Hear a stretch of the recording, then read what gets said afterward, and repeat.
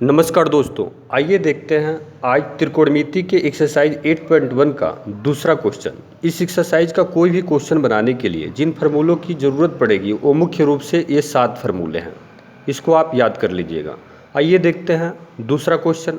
बगल की आकृति में tan p minus cot r का मान आपको निकालना है। बगल की आकृति से ये जो आकृति दी गई है, सवाल में भी ये आकृति दी गई रहेंगी। इसी आकृति से आपको tan p minus cot r का मान आपको निकालना है। देखिए, इस तरह का कोई भी सवाल बनाने के लिए आप जो है सबसे पहले ध्यान में रखिएगा कि जो आकृति दी गई है या जो समकोण त्रिभुज दिया गया है, उस समकोण त्रिभुज में तीनों भुजाओं का मान आपको पता है कि नहीं पता है। यदि पता है तो हम कोई भी त्रिकोणमितीय निष्पत्ति का मान आसानी से निकाल सकते हैं। नहीं पता है तो सबसे पहले हम समकोण त्रिभुज की तीनों भुजाओं का मान निकालते हैं। तो समकोण त्रिभुज की किसी भी भुजा का मान निकालने के लिए आपको पता है जिस फार्मूले का उपयोग करते हैं वो आपका पाइथागोरस प्रमेय है, यानी h² = p² + b²। तो हम सबसे पहले जो है पाइथागोरस प्रमेय लिख लेते हैं। ये लिखते हैं चूँकि h² बराबर होता है p² + b²। अब उसके बाद से सूत्र लिखने के बाद इस सूत्र में आकृति से मान हम बैठा देते हैं। इस सवाल में समकोण त्रिभुज जो आप देख रहे हैं, उस समकोण त्रिभुज में 90 के ठीक सामने की जो भुजा होती है उस भुजा को हम h कहते हैं। न्यून कोण का मान पता नहीं है तो कोई भी एक भुजा को p मान लेते हैं और कोई भी एक भुजा को b मान लेते हैं। तो मान बैठाते हैं। 90 के ठीक सामने की भुजा जो 13 आप देख रहे हैं वो h का मान है। h का मान नहीं बदलता है, h का मान बैठाते हैं 13। स्क्वायर है तो स्क्वायर लिख देते हैं। फिर p का मान हम कोई भी एक भुजा p मान लेते हैं अभी, तो 12 हम p मान लिए। स्क्वायर है तो स्क्वायर लगाते हैं, प्लस अपनी जगह पर रहेगा b। ये जो है सटी जो भुजा है, यानी आपका जो है क्षैतिज जो भुजा है, उसी भुजा को QR भुजा को हम आधार मान लेते हैं। ये जो है QR, इसका मान नहीं दिया है तो b की जगह पर हम QR लिख लेते हैं। स्क्वायर है तो स्क्वायर लिख देते हैं।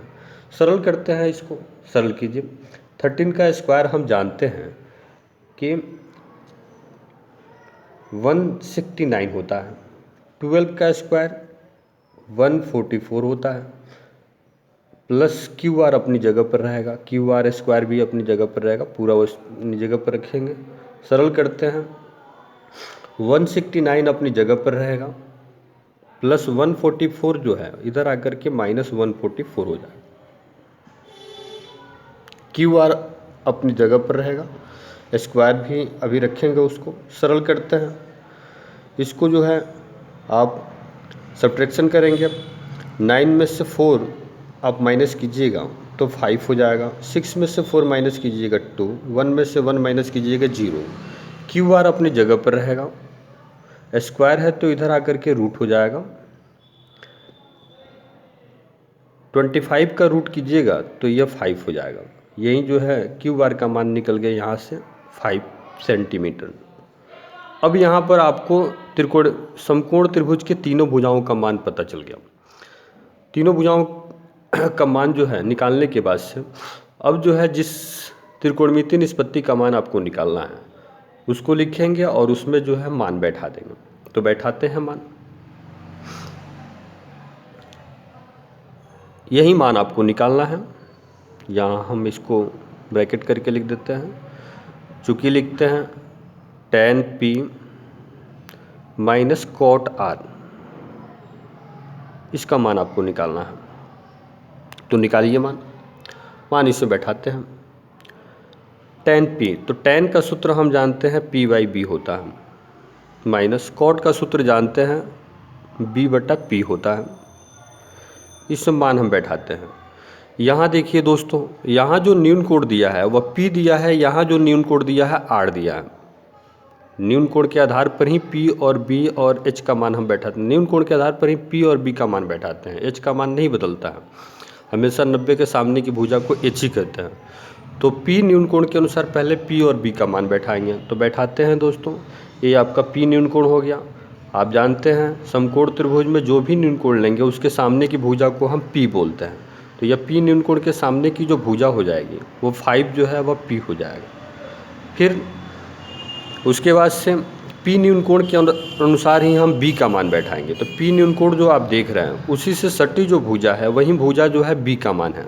तो यहाँ बी का मान जो देख रहे हैं वह 12 है, तो 12 लिख देते हैं। फिर यहाँ न्यून कोण जो देख रहे हैं कॉट आर में आर न्यून कोण है, तो अब आर न्यून कोण पर चले आएंगे समकोण त्रिभुज पर। आप जानते हैं दोस्तों न्यून कोण के ठीक सामने की भुजा को हम पी कहते हैं। तो आर न्यून कोण के अनुसार पी का मान जो देख रहे हैं 12 है, पी का मान 12 है और बी का मान जो है वह 5 है। तो सबसे पहले बी का मान बैठाएंगे 5, फिर जो है पी का मान बैठाएंगे 12। आप देख रहे हैं दोनों जो है वैल्यू जो है बराबर है, इसलिए दोनों सबट्रैक्शन करेंगे तो 0 हो जाएगा। यही इसका जो है आंसर हो जाएगा, यही इसका मान हो जाएगा। थैंक यू दोस्तों। आपको हमारा यह मेहनत कैसा लगा? यदि आपको हमारा यह मेहनत पसंद आता है तो आप हमारे चैनल को सब्सक्राइब कीजिए, शेयर कीजिए, लाइक कीजिए, कमेंट कीजिए। Thank you.